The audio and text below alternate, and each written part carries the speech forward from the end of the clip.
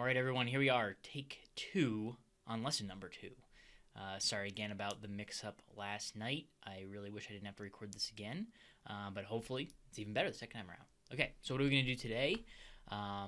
First, a little bit of housekeeping and syllabus update, so let's bring that up real quick.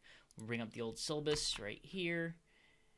And the update about this is I was able to get in touch with an expert that I know who's kind of a nerd when it comes to data analysis, data entry, and all the minutia that's associated with making a good spreadsheet. So this data sheet lecture right here, based on Aaron's availability, is going to have to get moved. So we're going to take this data collection sheet. We're going to move that from the 20th. That's actually going to now be happening on the 5th. Oops. Right there. And then we're basically going to take this Excel lecture number 1, we'll move that one up, and then we'll move our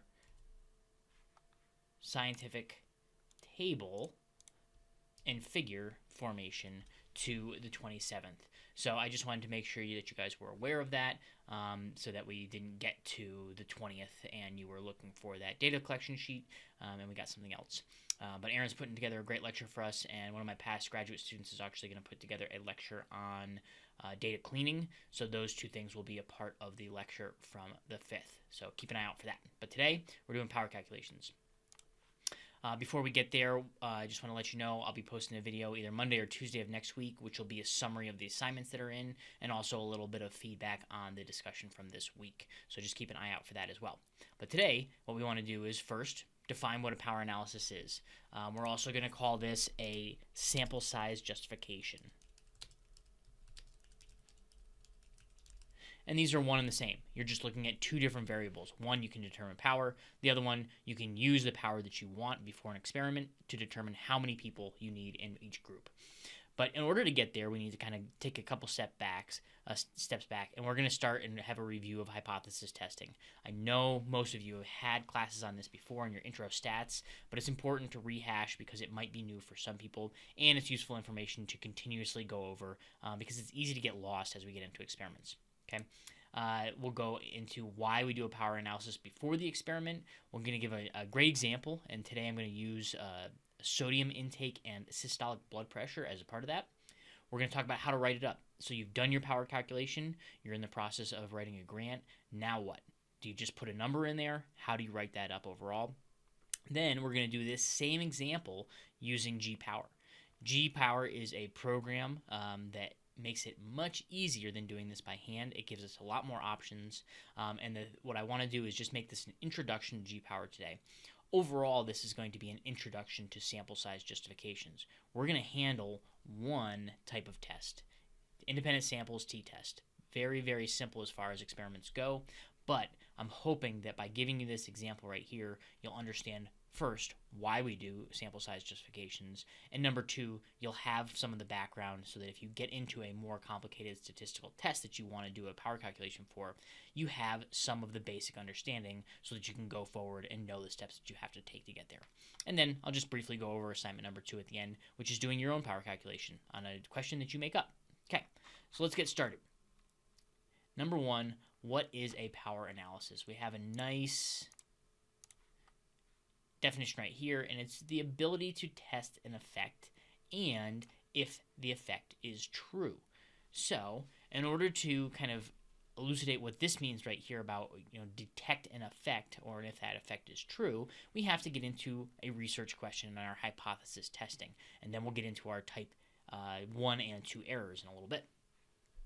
So number 1, hypothesis. What's our research question? We want to know, is blood pressure, specifically systolic blood pressure, because it would be much more challenging if we had both of those systolic and diastolic blood pressure contained here. So we're just going to look at that top number. Is that number related to a person's sodium consumption? So we'll first write our hypothesis right here. Keep my notes going. And hypothesis number 1 will be people who consume more than 2,300 milligrams of sodium per day have a higher SBP than people who consume less than 2,300 milligrams sodium per day. Okay, so there's our hypothesis. We're saying that people who eat more than 2,300 milligrams of sodium, which is the recommended amount of sodium by the USDA, they have a higher systolic blood pressure on average than people who consume less than 2,300 milligrams of sodium per day. Okay, so our null hypothesis would be there's no difference.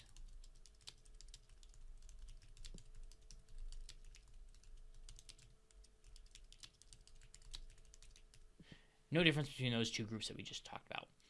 Now we'll kind of get into what are some of the errors that can occur if we sampled from a group of people that all reported that they consumed more than 2,300, and then also sampled from a group that was less than 2,300. And we're going to give 3 types of examples for our 2 types of errors, okay? So we'll start with medical tests. This is really easy. So type 1 is our false positive. This is the one that you'll see in the movies when somebody goes to the doctors and they get diagnosed with some disease, and then it comes back later and they're like, oh, that was a mistake with the test. Okay, that's a false positive. So, test is positive, but do not have disease. False positive. If we take that into a court, the example that we would use here for a false positive would be conviction of an innocent person. So a person who didn't do the crime, but we find them guilty. Not great. And our research example from above is we find a difference in blood pressure when in reality there is no difference. So for our example right above, we would say from our sample that we found a difference between the 2 groups, but in actuality, if we look at the population as a whole and split it up half and half, we would find that there actually is no difference. So our sample was incorrect, and we have a false positive. Number 2, type 2 errors, is what we're going to be a little bit more concerned with today, and this is a false negative. So test is negative, but you do have the disease. In court, this would be the acquittal. Oops. Let's make sure this is in range as well so you guys can see that. So type 2, false negative, test is negative, but you do have the disease. Here's number 2. We'll make sure we spell things right. Acquittal of a guilty person. And I can't think of a single example that's news relevant for that one right now, so I will just leave it right there and move on so my head doesn't explode. We'll move on to our research example. Here's what we're more focused on today. We conclude no difference when one actually exists. We're going to give a great example of this when we go through our actual numbers and the math related to our sample in a little bit. We're going to conclude that there's no difference between groups, but there may actually be a difference when it comes down to it. So we have to define a couple things here. And if we look at our probability of a type 1 error, this is something that I'm sure most of you are more familiar with as being referenced as, let's insert the symbol right here, alpha. Okay, so this is going to be your significance level.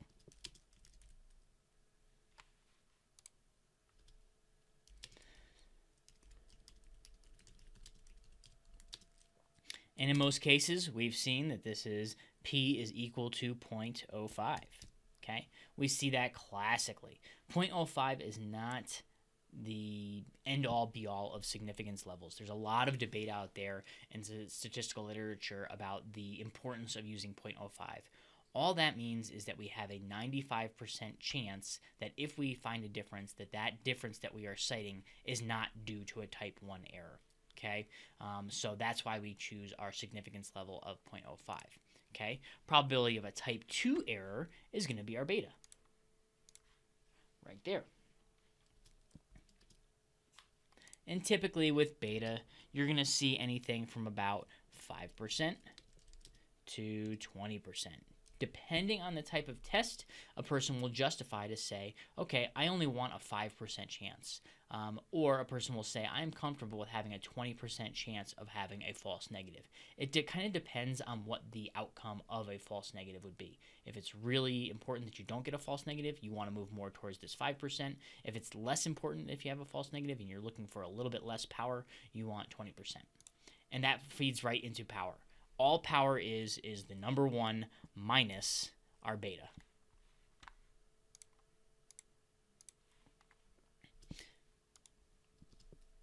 So, for example, if a person reports 90% power, what that means is that they have chosen a probability of having a type 2 error of 10%. 1 minus that 10% is going to give you your power level. And that's what's going to be reported a lot when a person does a post hoc power analysis to justify, okay, were we powered appropriately or not? Excuse me. Okay, we're back. So let's move on. We've covered number 1 and number 2. We've defined power analysis and sample size justification.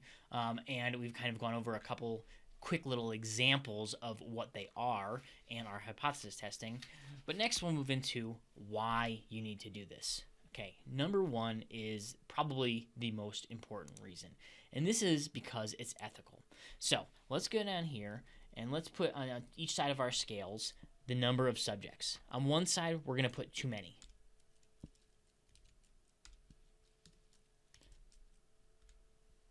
What's going on with high size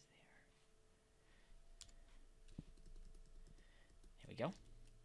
Too many. And then on the other side, we're going to put too few. Okay? If we have too many subjects, and this is more specific to human subjects research, also can be applied to some animal research as well. We want to make sure, let's use the example of a new sports supplement that we found that is supposed to, or not a sports supplement, but a general health supplement that's supposed to reduce risk of cardiovascular disease.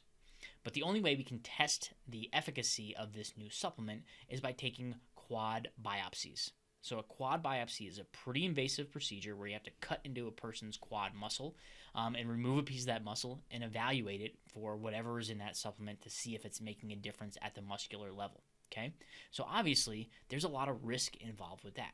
So if we do, let's say we're paying, $10,000 to be in this study, and we get 500 people who want to apply, and we've determined prior that we only need 10 people to show a difference, but we test all 500 anyways, we're giving too many people risk.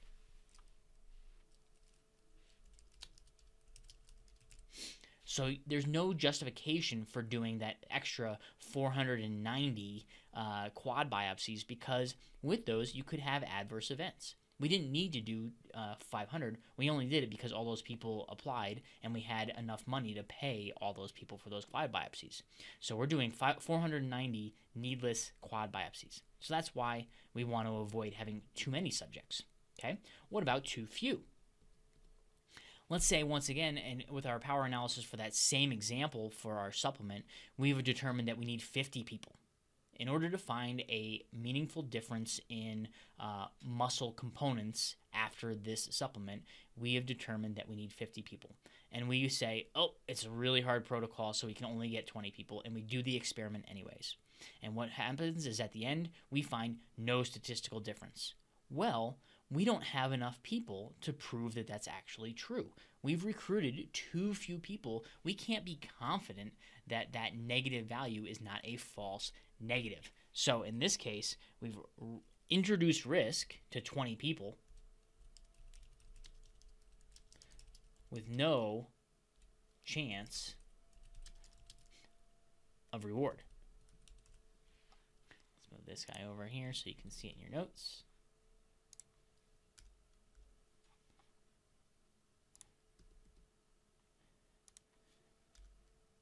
Wow.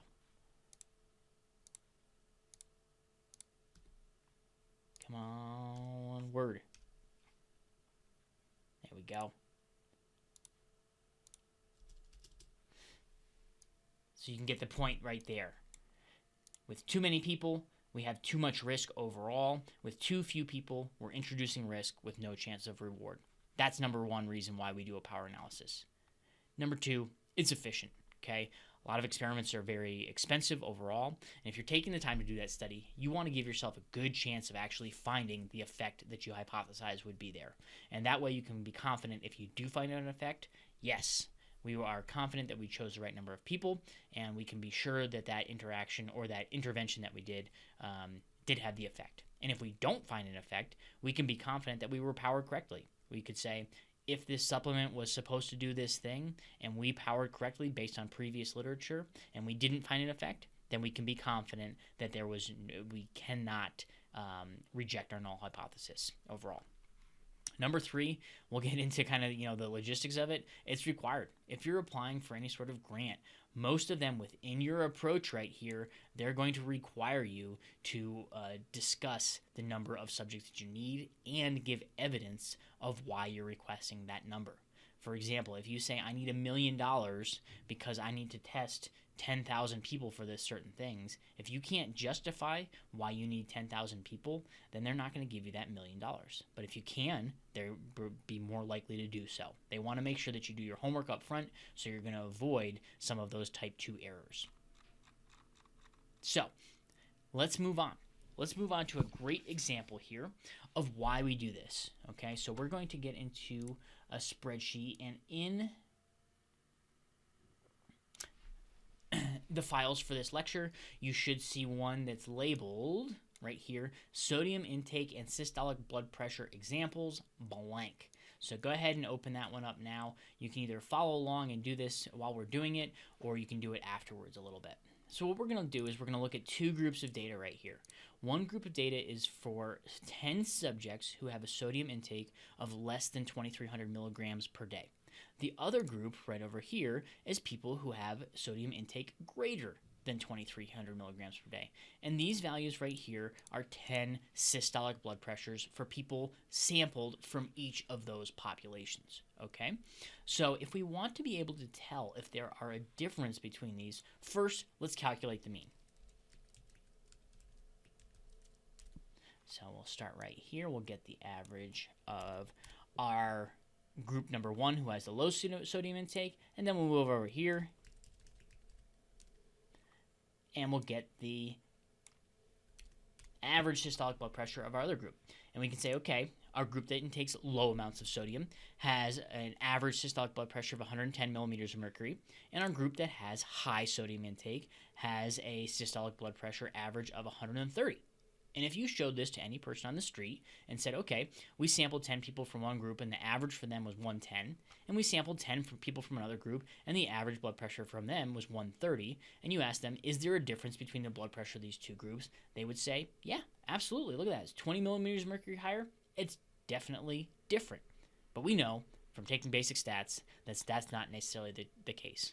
We have to evaluate the difference or the range or the variance within this to determine, is there enough variance that we can be confident at the 95% level that that difference that we're seeing, this 110 versus 130, isn't just due to chance.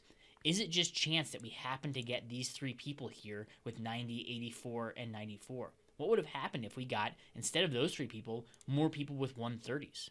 That could be a reason that we might have a difference here that might be just due to the 10 people that we sampled. So in order to do that, we calculate the variance and standard deviation. And in order to calculate the variance, the first thing that you're going to do is you're going to look at the difference between our value and our mean. So let's calculate that. So this guy is going to equal this minus our mean. And we're going to want to drag this equation down, so we're going to put our little dollar signs in here. If you put a dollar before and after the letter of the cell that you're trying to reference, that's going to make it a absolute reference. So if I drag that down to this column, there you go. You can see it references that cell once again. It doesn't go down to this cell like it would if you didn't put those there. So that enables us to drag it down for the whole thing. Now we have the difference between each one of these values and the average. So you can see that the difference between subject number 6, 110, and that 110 is 0. Okay? I apologize if this is a review for a lot of you, but it's great to go over one more time, and it's good for people who haven't necessarily seen this before. Okay, so if we want to get the variance, we need to square this value. So this is going to equal this one times itself. There we go. 20 squared, 396, and we can drag that down as well. We can then sum this up.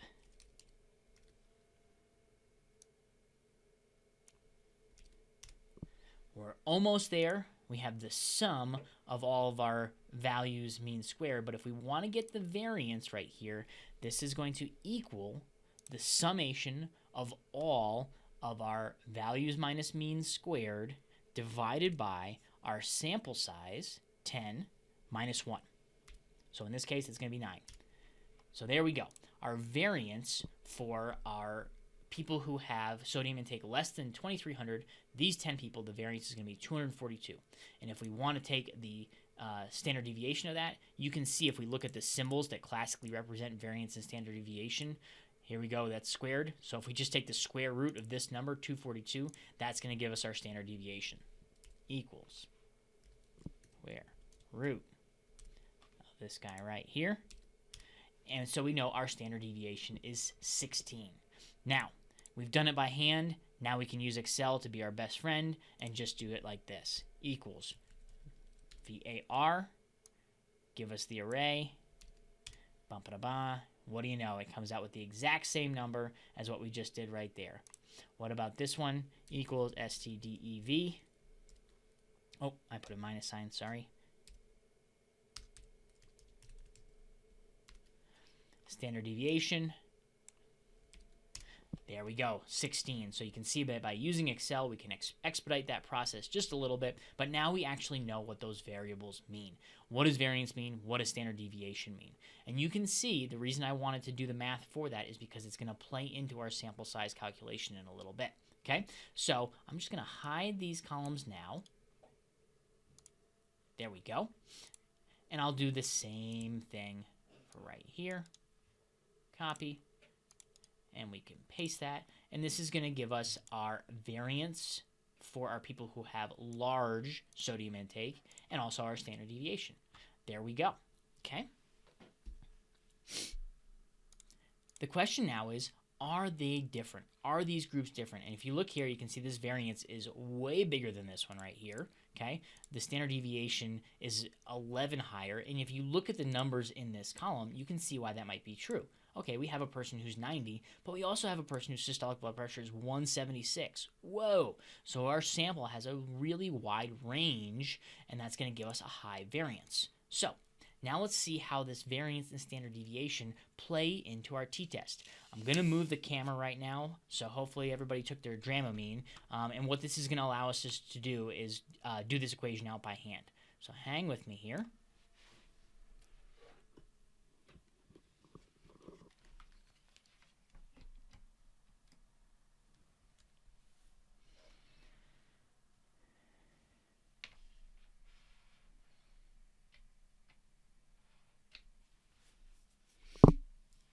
All right, hopefully everybody can see that one right there. We'll give that a little bit of an angle. Perfect. And you can see the rationale right there. We're doing this by hand to show how variance and sample size are related to our ability to test the hypothesis. So if we want to do a t-test, the first thing we need to know is what the equation is. Equals sample mean 1 minus sample mean 2, all divided by the square root of our standard deviation from group 1 squared over the subject number in our group 1 plus the standard deviation of group 2 squared over the sample number in group 2. Okay, so now let's just do this example out. For number 1, we'll do our t-test for our first experiment there, our first sampling, and we'll see if there's a significant difference between these two groups. Okay, so it's 110 minus 130 all over the square root 16 squared. Here we go. I'll bring back the cursor right now. Here's where we got that 16 from, okay? Standard deviation squared over our sample size, 10, plus our other standard deviation, 27 for group 2, squared over 10 once again. If I kind of shrink this down, I get to minus 20 over the square root of 98.5, and then that's going to equal minus 20 over 9.925. And if we do that, we get a t-value of minus 2.02. Okay, so we're close. We don't necessarily know yet. I know people are probably screaming or rolling their eyes right now to say, oh, hey, we need to make sure that we look it up on a t-table. Here we go. So we'll go right to our t-table. And what we can do now is we can look at our 5% significance level because we want 0.05, and we know that we have 9 degrees of freedom because that's 10 minus 1, and we would go over to 2.262. So our value, our t-value, has to be higher than 2.2 in order for us to reject the null hypothesis and say that there is a difference. Remember, we're at 2.02 right here. That's less than 2.2, so therefore we have to reject, or we can't reject. No sig diff. So based on the values from our first experiment, we would say there's no significant difference between these two samples. Interesting. Okay, let's look at a second example. Okay, example number 2. We have, once again, our group here, right here. Let's see if I can get this a little bit bigger. All right, so here's our sodium intake is less than 200 in column C, and our sodium intake is greater in column F. And let's do what we did just once again.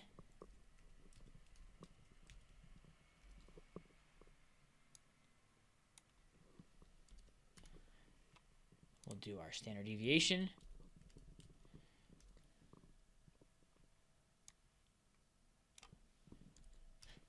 And we'll do our variance.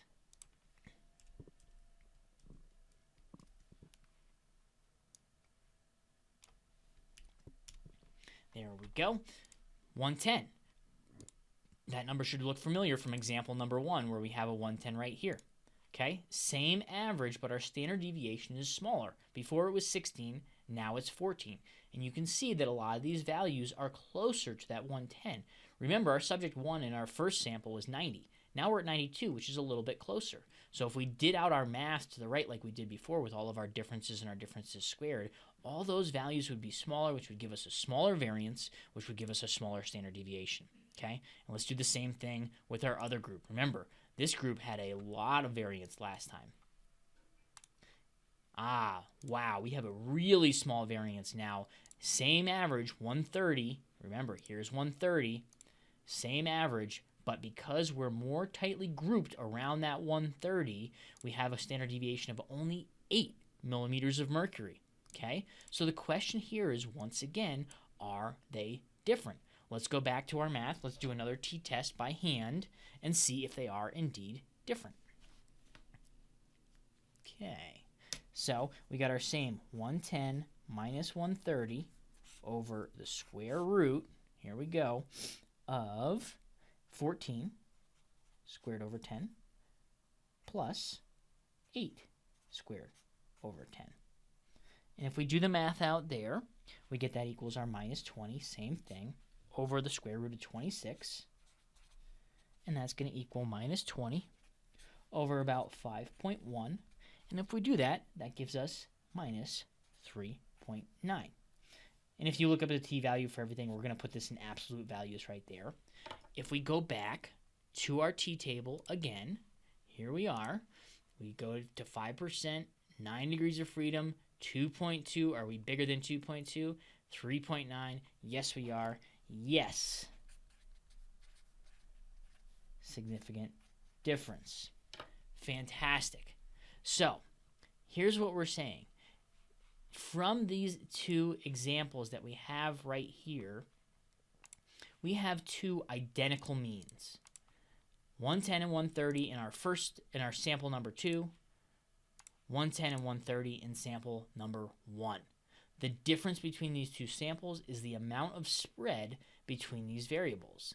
What this has done, if I did my experiment, I did experiment number 1, and I came out with no, there is no influence, there's no difference between these groups, so therefore sodium intake makes no difference to a person's blood pressure. And Dr. Smith sampled people, and he found this variance right here and got this, he would say, yes, there is a significant difference because, look, I did the t-test between my two groups, and I can be confident.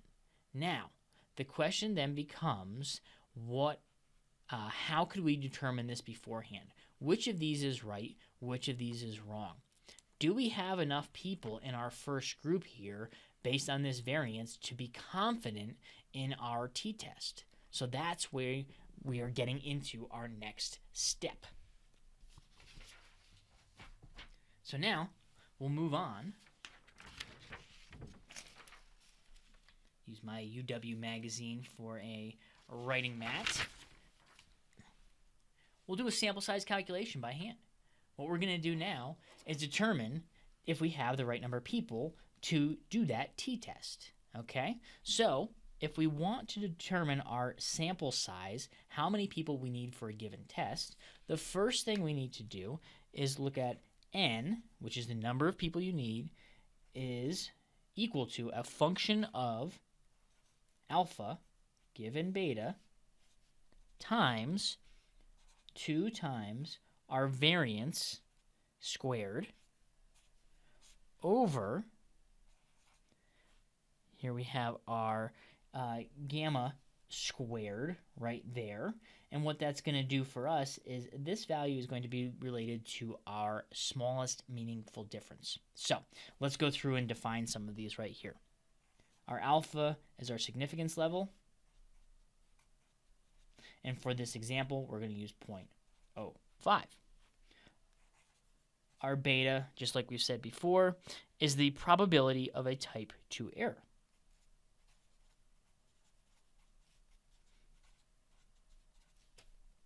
And for this example, we're going to say that we're going to use 0.1 or 0.10, and what that would mean is we're using a power of 90. Remember, because power is 1 minus our beta.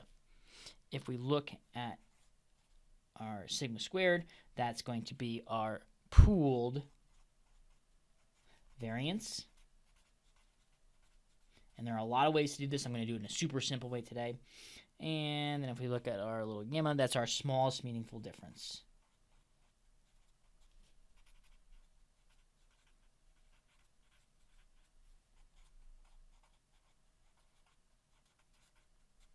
Okay, so a great example of smallest meaningful difference would be if we're comparing a 100-meter dash to a marathon. If you said, oh, that person went 0.1 seconds faster in the marathon, I would not necessarily say that 0.1 seconds is meaningful in regards to a marathon. However, if you're thinking 0.1 seconds in a 100-meter dash, now you're talking about the difference between first and last in a race. So a 0.1 difference for that would be very meaningful. So that's why this number is going to change depending on where you are. So let's do our power calculation for both of our examples. So for example number 1, with our group that had high variance, how many people would we need for each of our groups given the variance that we have in those samples? Okay, so our n is going to be equal to our function of alpha given beta. How do we get that number? Well, we use a nice little table. Here's our beta, 0.1. Here's our alpha, 0.05. So we're going to use the number here, 10.5 for this. N equals 10.5 times 2 times our pooled variance. Okay, 2 times our pooled variance. For this example, what we're going to do is we will look at, here's variance number 1, variance number 2. We're going to just add those up and get an average. 242 plus 739 divided by 2 Well, if you look at this, we got a 2 on the inside, 2 on the outside. We can just cancel those out. So, and that's going to be over our smallest meaningful difference. And for this, we're going to say we want to be able to detect that 20 millimeters of mercury between 110 and 130, just like we had. Okay, so we'll square that. So this is going to be equal to 10.5 times 981, which is our 242 plus 739, over 400. If you do the math out there, you're going to get 25.8. What that tells us is, given the variance that we have in these two groups, in order to determine a difference of 20 millimeters of mercury between groups with a alpha level of 0.05 and a beta level of 0.1, we would need 25.8 subjects per group, or 26 subjects per group. Did we have 26 subjects per group? No. So we can say that we did not necessarily have enough people sampled, given that variance in the first example, to be able to be confident in our difference. Okay? Now let's do it for number 2. Here we go.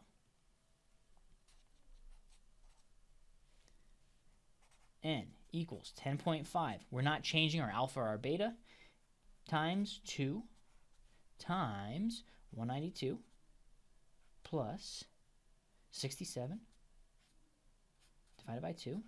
Same thing. Cancel those guys out. Over that, we want to find the same difference. 20 millimeters mercury squared equals 10.5 times 260 over 400 is going to give us a sample size of 6.8 subjects. So, for example number 2, given the variance structure that we showed here, we have enough people to be confident. Aha! And we showed before that we were significant for this one. And if we want to simplify this up right here, we can just do our t-test. Equals t-test. Because we still didn't give our p-value. Array number 1. Array number 2. We're going to say we don't necessarily know which direction this is going to be in. So when we get the chance to choose between 1 and 2-tailed, we'll do a 2-tailed distribution right there. Okay, and then the last part of this is, what type? Is this paired? Are these the same people? No, they're different people. 2 samples, equal variance. We can say, that does not look like equal variance. We haven't done the test, but we're going to say unequal variance. There we go. Given that, our p-value is 0.001. Is that less than 0.05? Absolutely. So for example 2, we can say, yep, we can be confident that there is a difference between the systolic blood pressure in people who consume less than 2,300 milligrams versus more. If we look at example 1, we'll do the same thing. Here's our array number 1. Here's our array number 2. Remember, we're doing 2-tailed. And we're once again saying that the variances are not equal. And would you look at that? 0.06. Is 0.06 less than 0.05? Nope. So right here we are saying that we cannot be confident that there's a difference. We can't reject our null hypothesis that there is no difference. But we've now shown that we didn't have enough enough people selected because the variance was too high. Aha. So, let's move on now. I'm going to bring the camera back.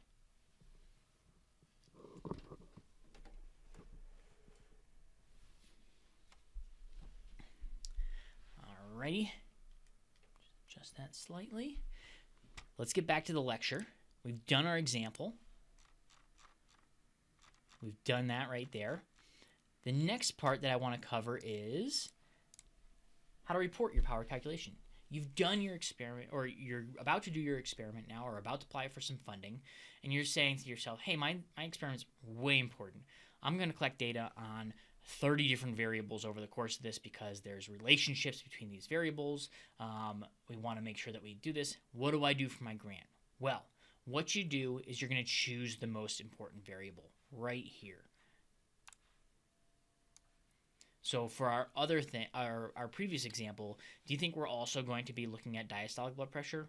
Absolutely. Do you think we might also take some blood measurements, something like C-reactive protein to look at overall health? Sure. Are we going to look at serum sodium to see if that is going to have an input? Yes, but the most important thing that we're looking there is systolic blood pressure, so that's what we're going to use. The next thing you want to do is you're going to state the test that was used. What kind of test are you planning to use for your stats? For ours, we're going to use a independent samples t-test. Then you want to be conservative overall. You want to make sure that you're not erring on the side of too few subjects, because remember, it's more ethical to do that, and we want to make sure that if we're putting the time into doing the experiment, we give ourselves a good chance of finding a difference. Also, be transparent. Did you do this power calculation or sample size justification before the experiment, or did you do it after?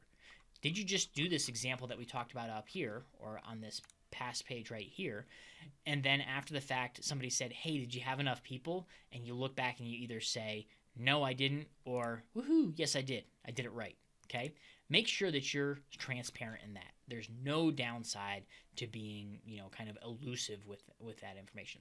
Then you want to tell what program you used, and also what level of variance did you select and why. And we're going to get into why you do that and how you do that in a minute. Okay, next thing is subject attrition expected. So with human subjects, we expect people to drop out. Let's say with this experiment right here, it wasn't necessarily one sample, it was 10. They had to come in on 10 separate occasions. Yes, we're going to expect that a person during that might drop out. And then state your number. So a great example that I was able to find in the literature is right here. Is of a sample size estimation. This is a section within the methods, and they say, based on previous studies on exercise and hypertension, we expected the intervention to result in a decrease of daytime systolic 24-hour ambulatory blood pressure, primary endpoint of 6 millimeters of mercury. So where does that play into our sample size calculation? That is in our smallest meaningful change. That's where we put that value right there. So if we went back to our example right here, this would go right here, smallest meaningful change. So instead of a 20 squared right there, that is going to be a 6 millimeters of mercury squared right there. The next question is, where do you get these variance numbers? I haven't done the experiment yet. Where am I going to get that? Well, from this same reference right here, this 13 to 15 that they used to determine that 6 millimeters of mercury being what they have, most people are going to report a standard deviation. If you know standard deviation, then you also know variance. So you can use that variance from a previous paper in your sample size estimation for your current experiment. If we're expecting a 6 millimeter of mercury drop, we're also going to expect the same variance in the pre and post values. We can pull that up and use that for our calculation. Okay. Next, this difference was considered to be clinically relevant. That's 6 millimeters of mercury. So that's separate. What they're just saying there is, a person who drops their blood pressure by 6 millimeters of mercury is going to have improved outcomes overall. Okay, so depending on what experiment you're looking for, once again, that least meaningful difference is going to be changing. Sample size of 23 in each group has an 80% power. Remember, so what they're saying there is their beta is going to be 20.2, because that'll give us that 80%, that 1 minus 0.2. To detect this difference, assuming the common standard deviation is 7. Okay, so they must have gotten that common standard deviation of 7 from this experiment right up here. With a two-sided, fantastic, that's what we used before for our t-test, and our alpha level of 0.05. Then they said we estimated dropout rate to be 5 to 10%. Therefore, we need 50 patients, meaning 23 or 25 in each group, assuming that about 2 per group are going to drop out. So if you were writing a grant, this would be a fantastic sample size estimation. A person looking at this, a reviewer, would have no qualms that you've done your homework, you've looked at previous literature, you've done the calculation. You know that if you do your experiment correctly and your intervention works, you've given yourself the best opportunity to do that. Okay, so we've done it by hand. We've done all the hard part. You've seen how that works. We don't have to do that. We have a program. We have G-Power that enables us to do this. So let's now take what we just did and use, let's see if I can bring that up right there, our equation.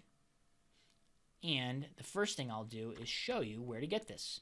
Go ahead, go to G-Power. You're going to need to download this for your assignment anyways.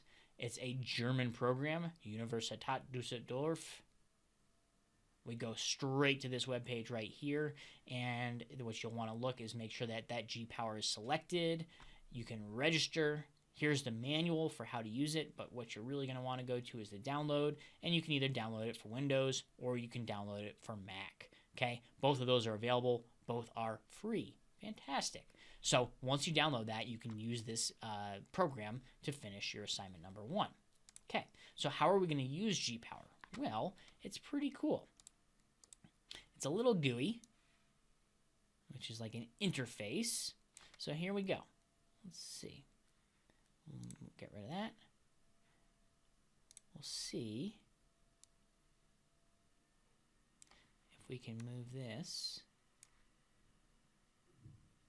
There we go. And I think we have everything we need in the screen now. Well, I'll move myself down here.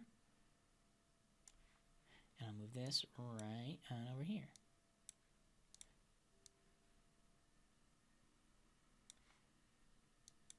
All right, I think we have everything now. Cool. So we'll go to our example number 1 right there. Now, we are going to use G-Power to calculate the sample size we need. So we've seen, let's say, for example, I saw this experiment take place. I went back into literature and I said, hey, I want to do a separate study, and I'm going to be giving people a food item that has a lot of sodium in it. And I'm concerned that that blood pressure is going to go up. How confident, how many people do I need to show that this certain food item that changes sodium intake is going to change blood pressure before or after, okay? Or people who eat it are going to have higher blood pressure than people who don't eat this certain supplement, okay?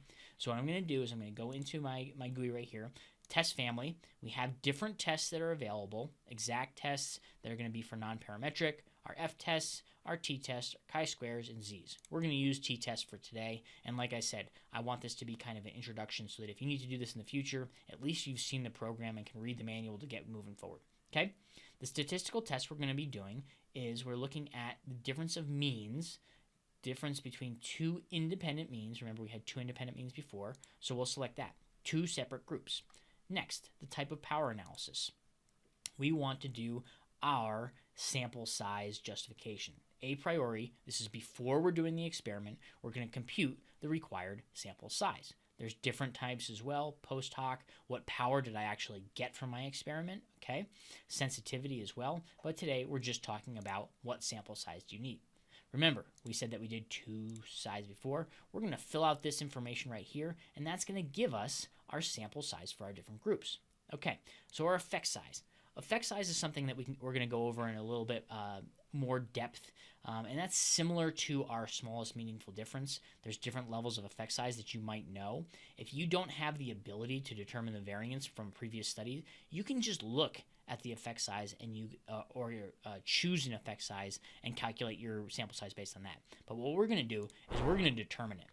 Let me move this over so you can actually see the determine window that pops up. So it pops up right over here. We're going to determine our effect size. Okay, so what we're going to do is we're going to look at our N1 equals N2. That's our sample sizes are going to be equal. Okay, this one up here, if we select that radio button, that's our sample sizes are different. Okay, we're going to say that they're the same. We know that their ratio, if we go over here, is 1, meaning the ratio of subjects in group number 2 is equal to the number of subjects in group number 1. So if we look at our experiment from before, we know the mean from our group 1 was 110. We knew that our mean from group number 2 was 130. We saw that our standard deviation in group number 1, in experiment number 1, was 16. And our standard deviation in our group number 2, right here, was 27. If we enter those values in and calculate the effect size right there, that gives us an effect size of 0.9. That's a rather large effect size, so that would be a big difference. And 20 millimeters of mercury difference is a large effect overall based on the size of the values that are there. So we're going to calculate and transfer the main window, and you'll see that when I do that, that 0.9 goes from right here to right there. If we want to calculate our error, here we go, 0.05, that's what we selected. Before in our experiment, we used the example of 10, so we'll adjust that to 0.9. We have all the information we need now, two-sided, 0.9, 0.05, 0.9, and 1. From there, you can go right over here, calculate. And what this is going to do is it's going to look at the non-centrality of the parameter. Don't need to worry about that. What's our critical t between those two groups? Oh, does that 2.006 look kind of familiar? Remember this one right here? We had 2.02, but pretty darn close to 2.006. Slightly different t-test. Maybe they had equal variances assumed in theirs, which would give a slightly different t, but that's pretty similar. If you look at our degrees of freedom overall, we have 52 based on the number of subjects. And what we're going to say here is we need 27 people in each group. Aha! Pretty darn close to our sample size justification right here of 26. So our total sample size would need to be 54 based on this calculation. Okay? Now let's do it for our other one just to make sure we understand how it goes. Okay, so we're going to clear all these guys out. Once again, we're doing that. And we say, okay, we want to determine our effect size. Here we go. Sample 110, 120. Standard deviation of group 1 is going to be 14. Standard deviation of group 2 is going to be 8. Calculate.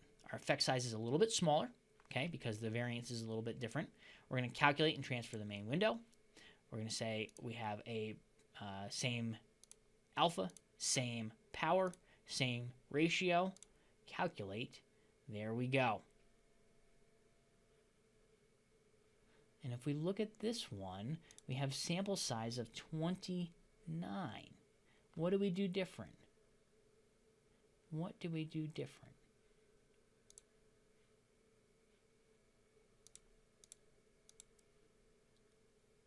I'm going to need to look into this and go back to figure out what we did different here with this one.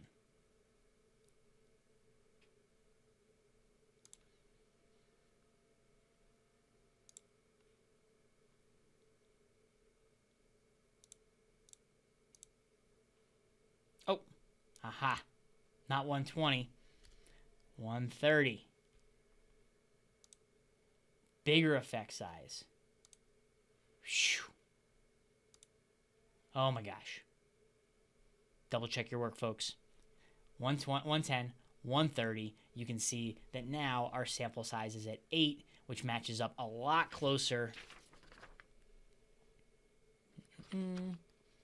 with the 7 we had beforehand from our paper right there. So you can see that by using this program and by double checking to make sure you put the right numbers in, you can eliminate the need to do all that extra by hand work and get similar values. So what I'm asking you to do now is assignment number 2. So let's go back right to here. G-power, so this gives you a little bit of a description. And what you would do for your assignment is you would cut and paste. Hopefully you have some ability to do this.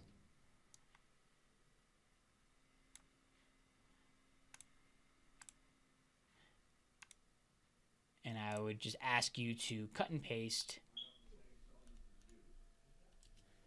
this into your assignment to let me see that you put in the right numbers. And if you're able to, make sure that you put in that window over here to show me that you put in the means for these. Then what I will ask from that assignment is right here. So first off, what would be your research question? So on your own, you're just going to determine a research question.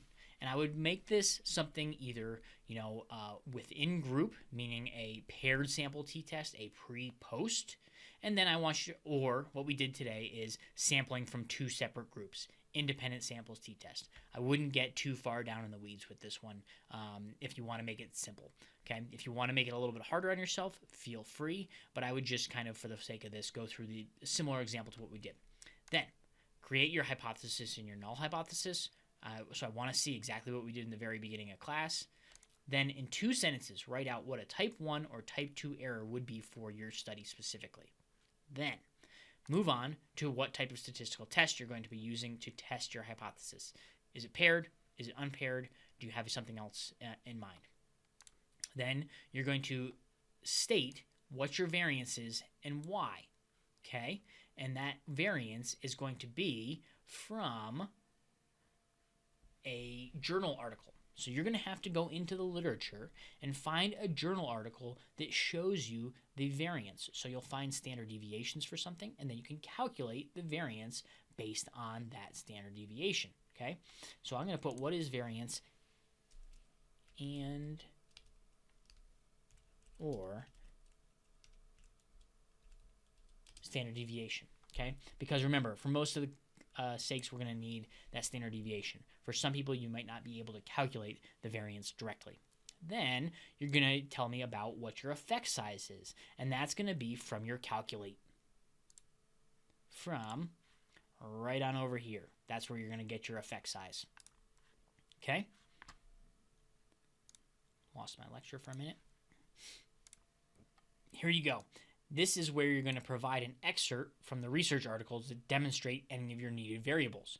So if you're looking at the difference in blood pressure, you want to show me the table in that research article that provides you with that information that you are going to use in your power calculation. Blood pressure would be an example. Maybe it's a change in vertical jump that you're talking about. Maybe it's a different nutrient or blood marker that you're looking at as well. Then you'll give me a little screenshot of your G-power with all the variables put in. And then what I want you to do is write a paragraph. So you can see that the most points are allocated to this. This is the most important part. If you can do all this work but aren't able to get that point across to your audience, it doesn't matter. So you want to make sure that you use the example that's in the notes above to be able to describe exactly what you did. How many people are you going to need in each group? How many people are you going to need overall if you're doing a repeated measures within the same person? Okay, so paired sample t-test. And that's it. Once again, because this is posted one day late, you have until next Friday at 5 p.m. to turn this in. And this is your kind of rubric right here for assignment number 2. With that, I'll close it for today. Thanks, everybody, for sticking with me as I powered through doing this lecture 2 times. Hopefully, this was a little bit more streamlined than the first time I did. As always, if you have comments, questions, if things are unclear as far as the assignment's concerned, please get back in touch. I'm also going to put up a discussion question for this week. Remember, you get 5 points of participation for entering some comments into those discussions as well. So you have 2 assignments once again. 1, write in the discussion board. Number 2, do your power calculation, and you can choose any question you want here. What I would do is look for a research article first. That's going to be the main limiting factor. Don't come up with a really hard research question and then try and find an article for 5 hours that gives you the variance that you need to put in there. As you get better and better and more in depth into your own field of study, you'll have all these articles on hand, and it'll be easy for you to justify each time. But especially if this is the first time you're doing a power calc, make it easy on yourself. Don't make it too hard. Okay? Once again, I'm open to questions. Feel free to email me. Stop by the office anytime. All right. Thanks, and I'll see you next time.